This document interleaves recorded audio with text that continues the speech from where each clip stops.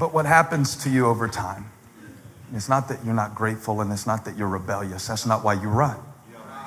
That's not why you run. The reason you say I've had enough is because you don't feel like you are enough.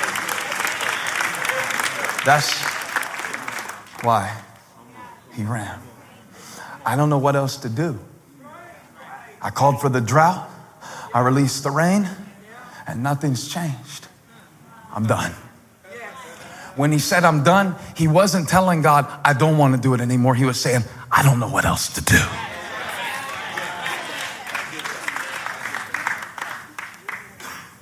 And he dropped. He's done. I can't carry this anymore. I can't do it. So I'm not necessarily going to leave my house. I'm not necessarily going to leave my marriage physically, but emotionally. I'm going to withdraw 15% at a time, and you'll never even know I was taking my heart out of it. One day at a time, he went into the wilderness, running from the disappointment. He wasn't running from Jezebel, bro. He had the drop on Jezebel. And it's interesting to me that the most dangerous place that he could have gone was away from the one who was threatening him. He would have been safer to walk right up in Ahab's palace and say, bring your wife out here. I want to tell her something. He would have been safer to drop a diss track on Jezebel and tell her, what? You want some too. Hashtag, hey Jezebel. I thought about writing a letter to Jezebel. Hey Jezebel, you can go to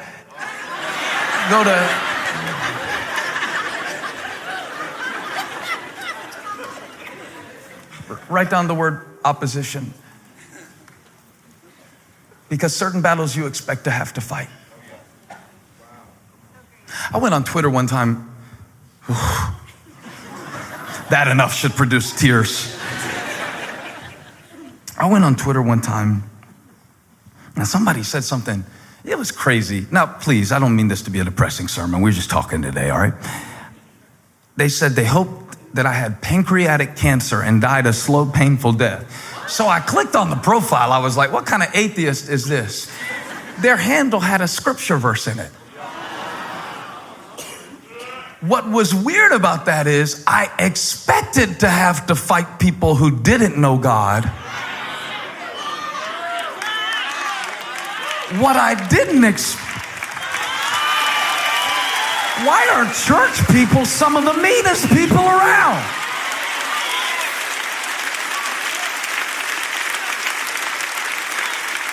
I expect to fight you if your jersey is a different color. That's how the game goes. But you were supposed to be blocking for me. Elijah wasn't scared of Jezebel. Let me tell you what broke his heart. Can I show you this? Go to verse 10. I think it's 1 Kings 19:10.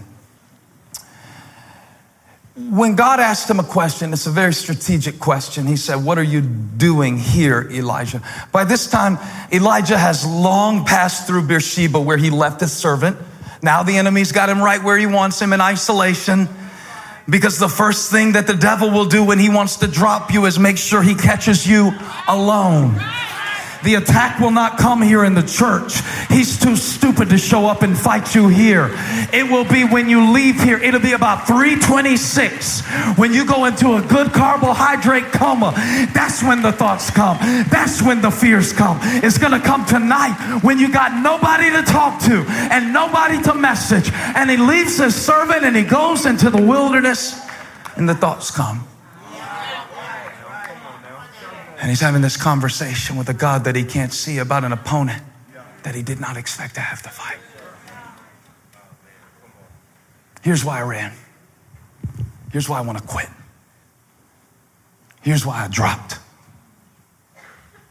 Because I did my job.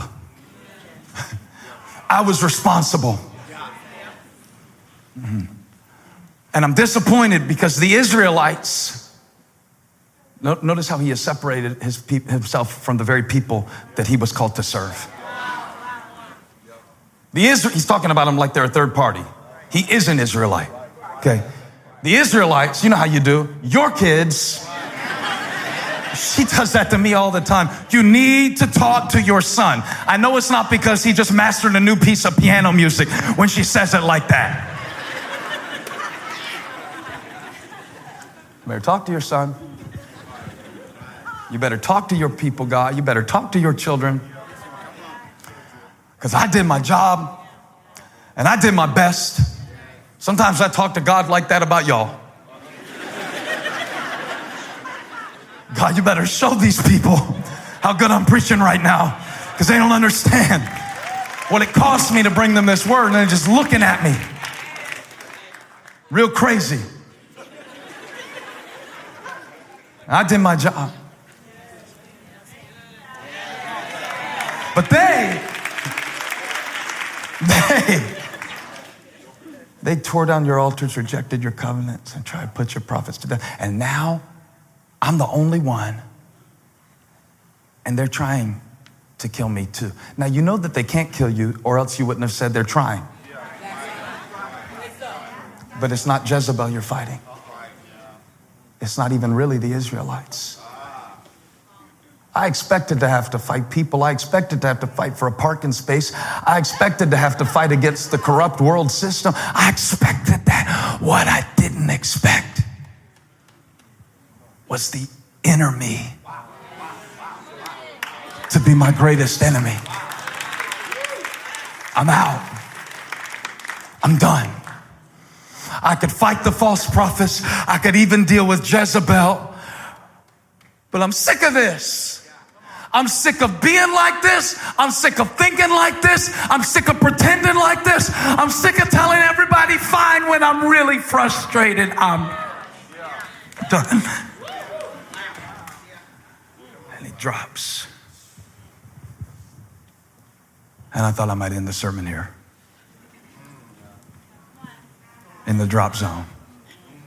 You know, it's an interesting thing, is that when Elijah tells God how he feels, the Spirit of God is in this place right now, and he's about to put something on a parachute and drop it right into your spirit. Let me tell you who he's speaking to right now. The one who doesn't even want to hear it.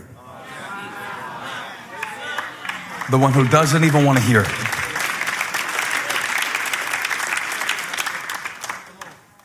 Elijah said, I don't even want to be a mom anymore. You know, the Bible says he went and hid in a cave. We talk a lot about man caves, but how about mom caves? I'm sick of it. I am sick of all these other moms. I'm sick of their fake Pinterest. I'm sick of all of it. I am sick of this. Now, maybe you don't need this message today. You could either sit there judgmental, or you could file it for Tuesday when you go into your own cave.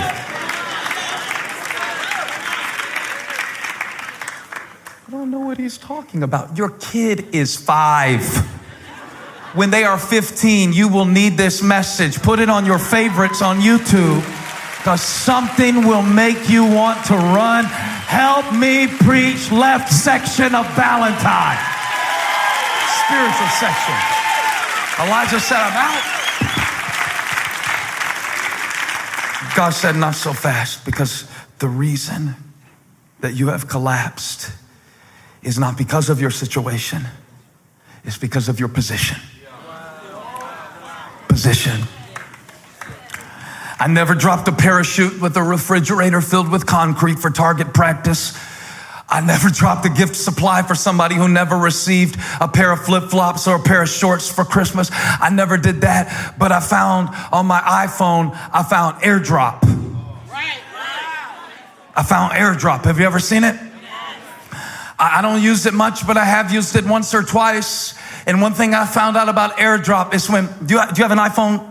Stacy, you got an iPhone? Now I don't need your phone. I want mine. And I got something I want to give you from my phone to your phone. Now we could do a couple different things. One thing we could do, I could text it to you, but what fun would that be when I have AirDrop? Somebody shout, drop it. Because I found this thing on my phone. It says AirDrop. I found out that if our phones are close enough and if we have a connection on Wi-Fi and Bluetooth, come on, I'm about to preach this technology until somebody comes out of hiding. If I got something on my device and you need it on your device, if I can get close enough to your device with my device, what's on my device can jump on your device. If I got a connection, if I come out of the cave, if I get close to the one who created me, close to the one who called me, if I stop running and return to the place of my assignment, I got the drop.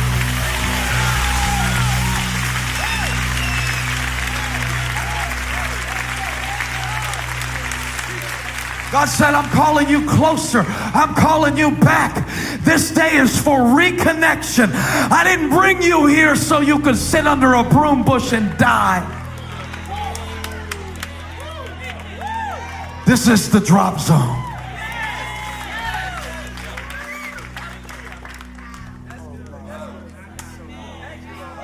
Who is it for? Who is it for? Who is it for? Who is it for? Who is it for, Gaston? Who is it for, UC? Who is it for, Blakeney? Who is it for? You're under the covers. You didn't even come to church. God had to get this message to you through an app, but he's about to drop something in your spirit to strengthen you.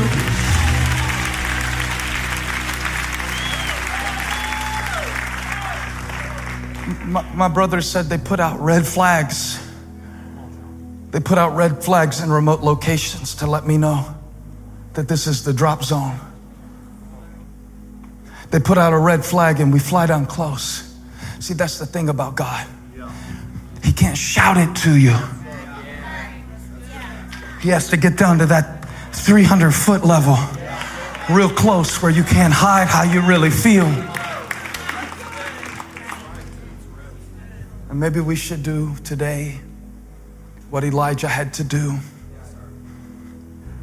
to return to the calling and return to the rain and return to the blessing of God. Look, it doesn't require a change in feelings. It's a change in focus. You got it? I'm preaching to y'all in the back. I'm preaching to people who are too tired to stand up and say amen. This is your mail. This is your package. This is your supply. God's trying to drop it. And God told Elijah, verse 15 is so beautiful. He said, go back the way you came.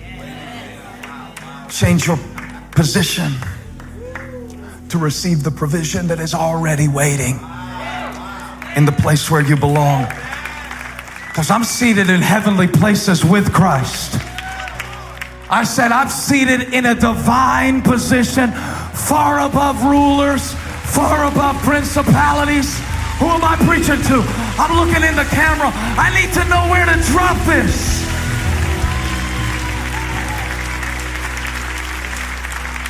So go back the way you came. Change your position. Go back to the place of your opposition. That's where your opportunity is. Did you hear me? Your greatest opportunity is in the place of your greatest opposition. If it were not hard, it would not be worth fighting for. If it were not hard, it would not be worth surviving for. Go back. Go back. Go back to the place of your responsibility. I've already got, God told Elijah, I've already got Elisha, son of Shaphat. He's your successor. He's waiting for your mantle. You weren't supposed to do this alone to begin with. And the reason that I let you run out of strength is so that you would be in a place of surrender and dependence. You were not supposed to do this alone. So I had to let you run all the way to the cave, all the way to the disappointment so you could get this drop. Hey, thank you for watching. Make sure you subscribe to this channel so you don't miss a single video or live stream, and share this video with a friend. And don't forget, you can join me live every Sunday. Thanks again for watching.